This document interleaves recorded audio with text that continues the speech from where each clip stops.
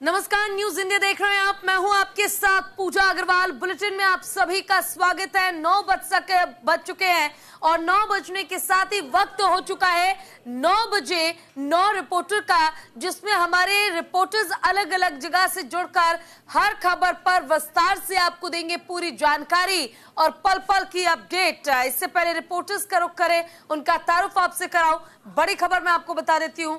कानूनी लपेटे में फंसे हैं प्रशांत किशोर। बीपीएससी ने प्रशांत किशोर को नोटिस भेज दिया है। 7 दिन में करप्शन का आरोप साबित करने को कहा है। प्रशांत किशोर ने बीपीएससी में भ्रष्टाचार का लगाया था आरोप।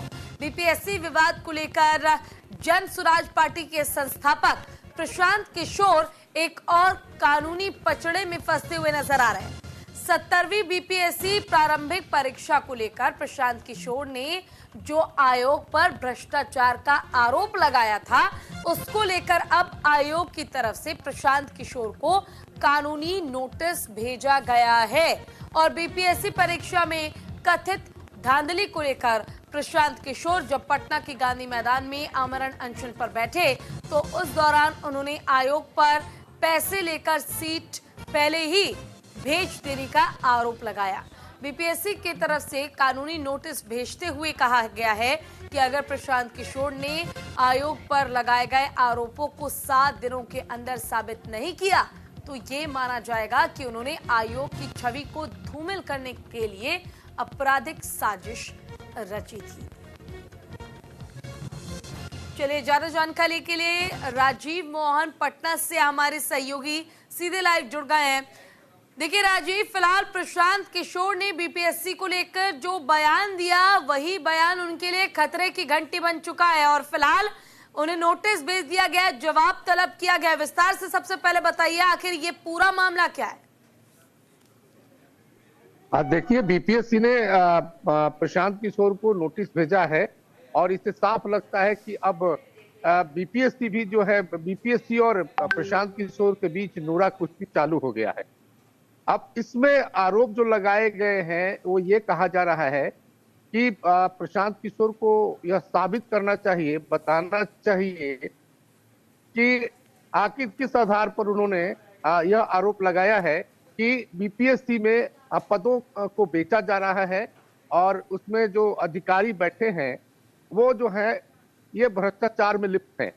और प्रशांत किशोर का जो उन्होंने बयान दिया था इससे संबंधित, उसमें उनका 3 वीडियो लिंक प्रशांत किशोर को टैग किया गया है और कहा गया है कि आप इसको साबित करते हुए कि आपने कैसे ये आरोप लगाया कि बीपीएससी भ्रष्टाचार हो रहा है और सारे पदों को करोड़ों में बेचा जा रहा है। आपने जो ये मीडिया में बयान दिया है उसका साक्ष्य प्रस्तुत करें। देखिए, इसमें अगर प्रशांत किशोर को ये भेजा गया है और इसमें यह कहा गया है कि आईटी एक्ट के तहत अगर आप साबित नहीं करते हैं तो आपके खिलाफ कुछ कार्रवाई की जाएगी।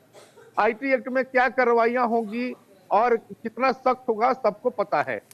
सबसे बड़ी बात है कि प्रशांत किशोर ने 5 मांगे रखी हैं, जिसमें एक मांग उनका ये भी है कि अब तक कितनी बार जो बीपीएससी परीक्षा हुई उसमें कितनी बार क्वेश्चन लीक हुआ, कितने जो भ्रष्ट अधिकारी हैं उन पर कार्रवाइयां हुई, उसकी सरकार या बीपीएससी सूची जारी करे। तो ये जवाब नहीं दिया गया, उसके बदले प्रशांत किशोर से ये जवाब या साक्ष्य मांगा जा रहा है। तो देखिए, अब प्रशांत किशोर अभी भी अपने भूख हड़ताल पर अड़े हैं और डिमांड कर रहे हैं। तो ये बीपीएससी कोई पॉलिटिकल पार्टी तो है नहीं, लेकिन फिर भी उन्होंने इस तरह की बात कही है। बीपीएससी का भ्रष्टाचार का आरोप सिर्फ प्रशांत किशोर ने नहीं बल्कि इससे पहले कई बार लगा है। 2 बीपीएससी के अध्यक्ष जो हैं जेल जा चुके हैं पूर्व में।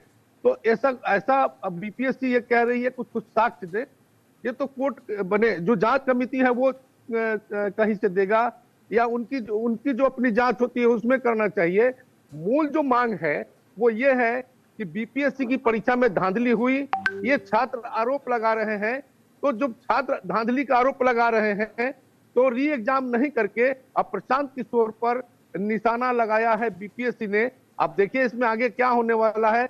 15 तारीख को कोर्ट में, हाई कोर्ट में भी इस पर सुनवाई होनी है।